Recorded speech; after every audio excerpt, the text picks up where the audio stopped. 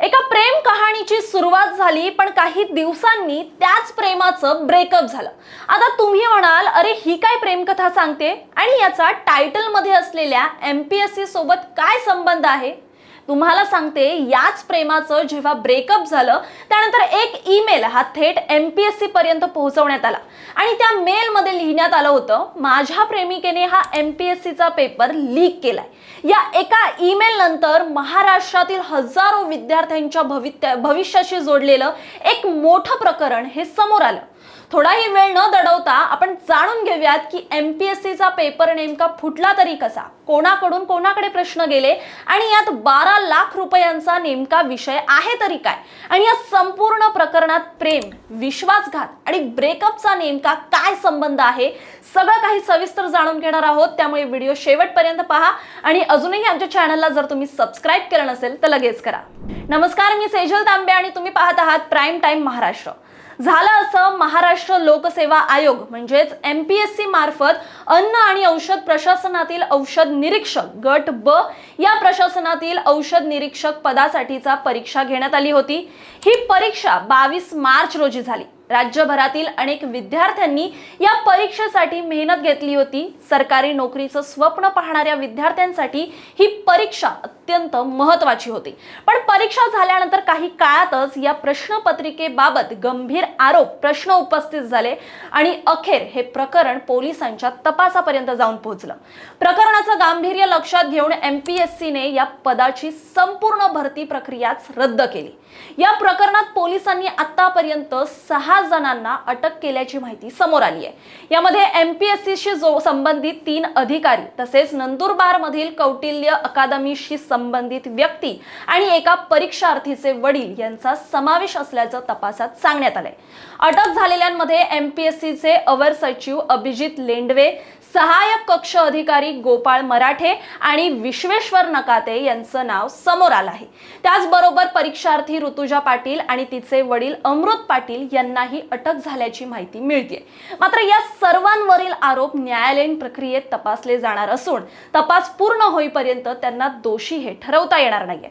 पण या प्रकरणाला सगळ्यात जास्त धक्का देणारा भाग कोणता असेल, तर तो म्हणजे प्रेम संबंधाचा कथित अँगल। तपासात समोर आलेल्या माहितीनुसार ऋतुजा पाटील आणि गौरव पाटील यांच्यात प्रेम संबंध होते। याच काळात ऋतुजाच्या वडिलांनी कथितपणे परीक्षेच्या आधी प्रश्न मिळवण्याचा प्रयत्न केला। त्यासाठी कौटिल्य अकादमीशी संबंधित प्रवीण पाटील नावाच्या व्यक्तीची मदत घेतल्याचा पोलिसांचा संशय आहे। तपासातील माहितीनुसार परीक्षा होण्याच्या काही दिवस आधी प्रश्न मिळवण्यासाठी पैशांचा व्यवहार झाल्याचा संशय आहे। ऋतुजाचे वडील जे आहेत अमृत पाटील यांनी कोचिंग क्लास चालक म्हणजेच प्रवीण पाटील याला 12 लाख रुपये दिल्याची माहिती तपासात समोर आल्याचं सांगितलं जात आहे। मात्र इथे एक गोष्ट महत्त्वाची लक्षात घ्यावी लागेल, ती म्हणजे तपास यंत्रणा नेमका पैसा कशासाठी आणि कोणत्या पद्धतीने दिला गेला याचा आता तपास करत आहे। यानंतर कथितपणे मिळालेले प्रश्न ऋतुजापर्यंत हे पोहोचले गेले आणि त्यानंतर या कथेत येतो गौरव पाटील। प्रेम संबंध असल्यामुळे ऋतुजाने गौरवलाही हे प्रश्न दिल्याचा तपास यंत्रणेला संशय आहे। म्हणजेच एका व्यक्तीकडून दुसऱ्या व्यक्तीकडे गेलेले प्रश्न हे पुढे किती लोकांपर्यंत पोहोचले असतील, हा आता तपासाचा एक महत्त्वाचा भाग या ठिकाणी बनला आहे। पण खरी धक्कादायक गोष्ट इथे संपत नाही, कारण परीक्षा झाली, ऋतुजा परीक्षा देऊन पात्रही ठरली, पण गौरव मात्र अपात्र ठरला आणि त्यानंतर ऋतुजा आणि गौरव यांच्यात वाद सुरू झाला। पुढे या दोघांचं ब्रेकअप झालं आणि याच ब्रेकअपने संपूर्ण प्रकरणाला वेगळंच वळण मिळालं। ब्रेकअप नंतर गौरवने एमपीएससी कडे ऋतुजा विरोधात तक्रार केल्याचं सांगितलं जात आहे। एवढंच नाही तर काही दिवसांनी त्याने आयोगाला थेट आणखीन एक ईमेल केल्याची माहिती देखील समोर आली आहे। आता एमपीएससीच्या आयोगाला ईमेल पाठवल्यानंतर तो परत मागे घेता येऊ शकत नाही आणि तेच झालं। गौरवने नंतर आपण चुकून तक्रार केली आहे असं म्हटलं असलं तर या ईमेल मध्ये पेपर फुटीबाबत माहिती देण्यात आली होती। त्यामुळे पोलिसांच्या तपासाची दिशा ही बदलली गेली आणि या प्रकरणामागे नेमकं काय घडलं याचा शोध हा सुरू झाला। आता येऊया प्रकरणातील आणखीन एका महत्त्वाच्या मुद्द्याकडे। पोलिसांच्या तपासानुसार आरोपींनी थेट परीक्षेची पूर्ण प्रश्नपत्रिका मिळवून दिली होती का, की परीक्षेसाठी तयार केलेल्या प्रश्नांच्या मोठ्या संचातून काही प्रश्न आधीच बाहेर गेले होते? सध्या तपासाचा मुख्य फोकस याच मुद्द्यावर आहे। मिळालेल्या माहितीनुसार MPSCने औषध निरीक्षक पदासाठी तज्ज्ञांकडून तयार करून घेतलेल्या प्रश्नांच्या संचातील तब्बल 294 प्रश्न हे आरोपी अधिकाऱ्यांनी चोरल्याचा आणि ते आर्थिक फायद्यासाठी परीक्षार्थींना दिल्याचा पोलिसांचा संशय आहे. म्हणजेच परीक्षा होण्याआधीच काही निवडक प्रश्न काही लोकांच्या हातात पोहोचल्याचा या ठिकाणी आरोप आहे.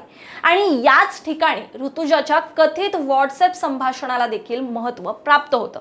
तपास यंत्रणेच्या हाती लागलेल्या संवादानुसार ऋतुजाने एका मैत्रिणीसोबत परीक्षेबाबत चर्चा केली होती. या संवादातून समोर आलेल्या माहितीनुसार तिला परीक्षेची अगदी तंतोतंत प्रश्नपत्रिका मिळाली नव्हती. मात्र आधी मिळालेल्या प्रश्नांपैकी 78 प्रश्न प्रत्यक्ष परीक्षेत आल्याचं तिने मैत्रिणीला आपल्या सांगितल्याचं तपासात समोर आल्याची माहिती मिळते. जर ही माहिती तपासात सिद्ध झाली तर हा मुद्दा अत्यंत गंभीर ठरू शकतो.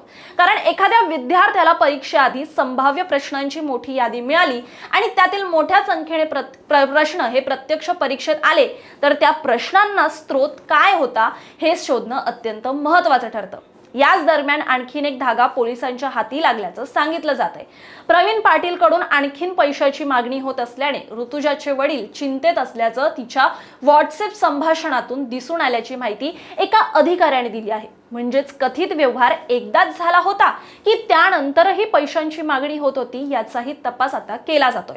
अमृत पाटील आणि प्रवीण पाटील यांच्यातील कथित दुवा म्हणून मयूर ठाकरे नावाच्या व्यक्तीचं नावही आता समोर आलंय, जोडलं जात आहे. आता पोलीस हे प्रश्न नेमके कोणाकोणाला देण्यात आले होते याचा शोध घेत आहेत. कारण जर 294 प्रश्नांचा संच तयार करून तो अनेक परीक्षार्थींपर्यंत पोहोचवला गेला असेल तर या प्रकरणाचा आवाका फक्त एका विद्यार्थ्यापुरता मर्यादित राहणार नाही. यासाठी पोलीस आरोपींच्या मोबाईल फोनची सखोल तपासणी करत आहेत. कोणाशी संपर्क झाला, कोणाला प्रश्न पाठवले गेले, पैसे कुठून आले आणि कुठे गेले, कोणत्या व्हॉट्सअप किंवा इतर माध्यमातून माहिती शेअर करण्यात आली आहे का, या सगळ्या प्रश्नांची उत्तरं आता शोधण्याचा प्रयत्न सुरू झालाय. विशेष म्हणजे प्रवीण पाटील सह काही संशयितांनी नुकतेच नवीन मोबाईल फोन घेतल्याचंही तपासात नमूद करण्यात आले. परीक्षा काळात वापरलेले जुने फोन खराब झाल्याचा दावा करण्यात आल्याचं सांगितलं जाते. त्यामुळे जुने फोन, त्यातील डेटा आणि इतर डिजिटल पुरावे या तपासात महत्त्वाचे एक रिझन ठरू शकतात. आता या संपूर्ण प्रकरणाकडे फक्त प्रेमात भांडण झालं आणि पेपरफुटी उघड झाली एवढ्या मर्यादित नजरेने पाहणं योग्य ठरणार नाही. कारण या प्रकरणामागे अनेक गंभीर प्रश्न आहेत, धागेदोरे आहेत.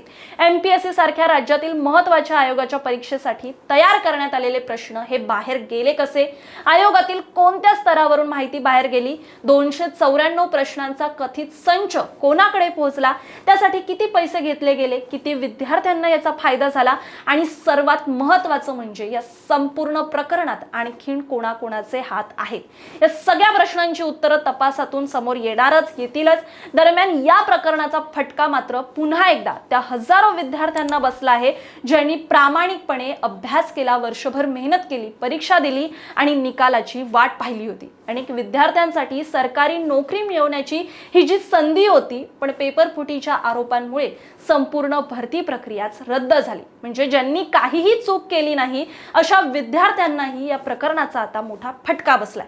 आणि म्हणूनच या प्रकरणातील सगळ्यात मोठा प्रश्न फक्त पेपर कोणी फोडला असा नाहीये, तर प्रश्न आहे ज्यांनी वर्षानुवर्ष अभ्यास केला त्यांच्या विश्वासाशी खेळण्याची वेळ पुन्हा एकदा येऊ नये यासाठी व्यवस्था काय नेमकं करणार आहे, कोणतं पाऊल उचलणार आहे. एकीकडे कथित 12 लाखांचा व्यवहार, दुसरीकडे 294 प्रश्नांचा संच, त्यातील कथित 78 प्रश्न परीक्षेत येणं, त्यानंतर प्रेम संबंधात वाद, ब्रेकअप आणि शेवटी MPSCला केलेली तक्रार, ईमेल, या सगळ्या घटनांनी या प्रकरणाला एक वेगळंच वळण दिलं आहे. मात्र लक्षात ठेवा, सध्या समोर आलेली ही माहिती पोलिसांच्या तपासातील आरोप, संशय आणि प्राथमिक निष्कर्षावर आधारित आहे. त्यामुळे आत्ताच यावरती नेमकं काय समोर येणार आहे हे आपण सांगता नाही येत. न्यायालयात पुरावे सिद्ध होईपर्यंत कोणालाही दोषी मानता येणार नाही. तपास जसजसा पुढे जाईल, जसजशी माहिती समोर येईल तसतसं या कथेतले अजून अनेक धागेदोरे हे समोर येण्याची शक्यता आहे. तुम्हाला या संपूर्ण प्रकरणाबाबत काय वाटतं, या पूर्ण MPSC परीक्षेबाबत काय वाटतं, वारंवार होणाऱ्या पेपरफुटीबद्दल काय वाटतं आणि या प्रेम संबंधाबद्दल काय वाटतं, ज्यामुळे एवढा मोठं हे प्रकरण समोर आलेलं आहे आणि विद्यार्थ्यांचं मोठं नुकसान झालेलं आहे, त्याबद्दल काय वाटतं? तुमचं मत, तुमच्या प्रतिक्रिया आम्हाला कमेंट बॉक्समध्ये नक्की सांगा.